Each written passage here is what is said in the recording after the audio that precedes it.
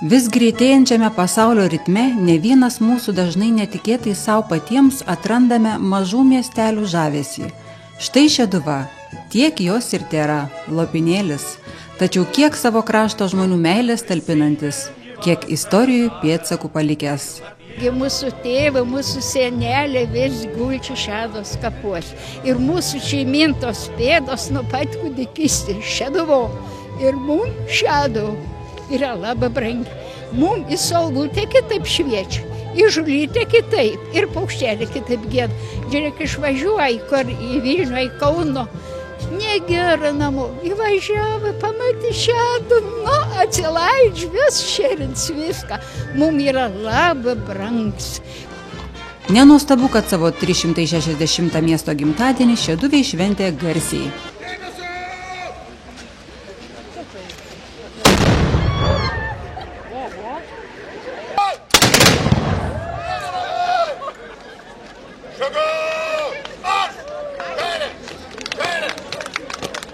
Dešim sparną kairėn!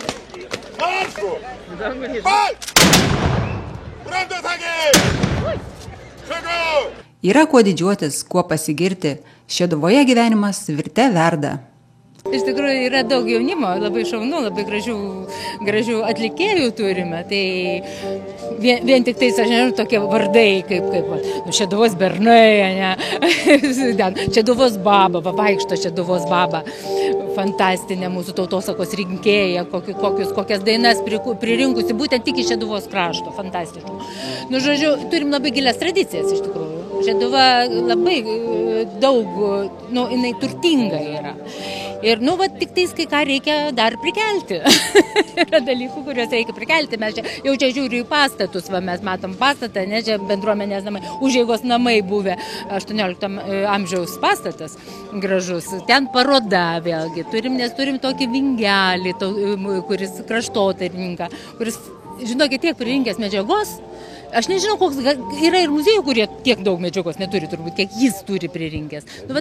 Tokių stebuklingų dalykų yra, jau be to, kad yra šokančių, dainuojančių, grojančių, žinoma. Tai labai smagu, kad daug kūrybingų žmonių yra. Tačiau labiausiai Šeduviai didžiuojasi savo garsiais kraštiečiais. Štai premjeras Algirdas Butkevičius, tikras šeduvis, čia gimęs augęs ir širdį visiems laikams palikęs. Pirmiausia, labai džiaugiuosi, kad matau dar mokytoją Vasiliauskienę, kuri dėstė man lietuvių kalbą iki 8 klasės. Matau pučiamųjų orkestrą, kuriame aš groju, bet buvo 3 kartus didesnis tuo metu ir baigiau muzikos mokyklą. Čia, aišku, paskui sporto mokyklą jau baigiau Radvilišky. Ir visą laiką palikdavo tokį gerą įspūdį Šeduvos miestelis tuo, kad kai tik pavasaris prasidėdavo, visi išeidavo į gatves, o kaip ir mato dabar čia sodindavo gėles. Ir labai mėgdavom. Čia netoli yra Šeduvos miesto dar parkas, tai mes jaunimas gegužės mėnesį ten rinkdavomės. Kita tokia būdavo nusistovėjusi tradicija, kad jau mes mėgdavom važinėti dviračiais. Ir važiuodavom, nežinau kodėl, tuo metu dar nieko nesakė, Burbiškių dvaras, taip? Tokia būdavo kaip susitikimų vieta, atrodo, bet matyt kažkokia tai buvo irgi trauka, prisimenant vaikystę. Aišku, po kurio laiko, kai išvažiavau iš Šeduvos, tai po instituto tuometinių išvažiavau į Vilkaviškį, tai buvau ilgus metus negrįžęs, tai grįždavau aplankyti mamą, pabūt šiek tiek svečiuose. Bėgant metam, tai pastebėjau, kad trauka šitam miestui, šitam kraštui vis didėja. O dabar premjeras ir Šeduvos garbės pilietis. Ir regis šis pripažinimas jį sujaudino, sukeldamas aibę malonių prisiminimų. Šeduvos miesto Magdeburgo teisių suteikimo 360 metų jubiliejaus proga 2014 metų miesto garbės piliečių vardai suteikiami gerbiamam kraštiečiui Lietuvos Respublikos ministrui pirmininkui Algirdui Butkevičiui.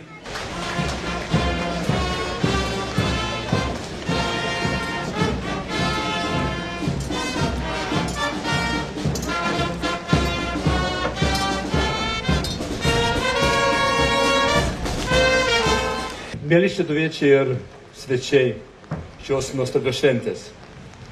Pirmiausia, noriu padėkoti už tokį mano širdžiai labai mielą įvertinimą, kad jūs nutarėte išrinkti Šeduvos miesto garbės piliečiu. Šis įvertinimas dar labiau mane įpareigoja dirbti vardan šio krašto žmonių, vardan Lietuvos žmonių. Ir trumpai ilgai nebekalbėsiu. Dar kartą visiems ačiū už pasitikėjimą ir tikėjimą manimi. Su švente dar visiems. Būkite laimingi. Aš pirmiausia norėčiau pasakyti, kad tai man yra toks vertinimas labai artimas. Artimas dėl to, kad aš esu Radviliškio rajono ir netgi Vilkaviškio rajono irgi garbės pilietis. Bet Šeduvos miestelis, tai mano, kaip sakyti, ir vaikystės miestas, ir gimtinė, ir baigta čia mokykla. Tai aš labai esu patenkintas, kad nepamiršta, prisimena, bet žinot, man tai malonu. Į šventę susirinkę Algirdo Butkevičiaus jaunystės draugai nepraleido retos progos pabendrauti su garsiu bendramoksliu. Tuo tarpu vyresnės kartos atstovė, plačiai žinoma savo krašte tautosakininkė, vadinama Šeduvos babos vardu, naujajam garbės piliečiui surinko simbolinę puokštelę iš sėkmę nešančių žolynų, linkėdama premjerui sielos ramybės. Matot, mes labai džiaugiamės, labai mylim į mum garbę, kad Butkevičius Šeduvis. Jis mūsų vaikas kart mokęs vieno klasė Šeduvis. O aš jam puokštelę daviau, žinai, ten yra devintinė puokštelė. Daleiskim par žolinį kitaip. Ar par devintinį turi būti skiriam, tai skinam 9 augalų rūšis.